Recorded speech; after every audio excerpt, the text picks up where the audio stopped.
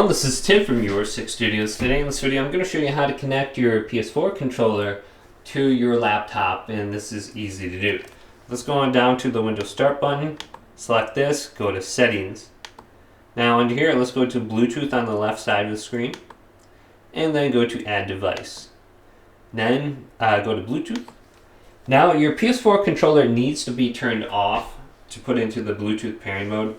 So if it's turned on, just hold down the PlayStation button and this will manually turn off the controller after about 10 seconds. Then hold down the share button and the PlayStation button at the same time. And if you have battery life, the light on the back should start blinking.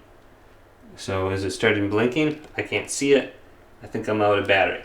But when you do that, it's going to display on your screen right now. I'll use my PS5 controller for example. And then all you have to do is select it. And then here's the DualSense wireless controller. We can just select it and it should connect. So just make sure you have enough battery and you have charged. Otherwise you can just connect it with a regular USB cable to micro USB. And then your controller will be connected. And you'll see it connected under here. So hopefully this video did indeed help you out. If it did, leave it a big thumbs up. And subscribe to my channel down below for more tech help videos coming up next on Your 6 Studios.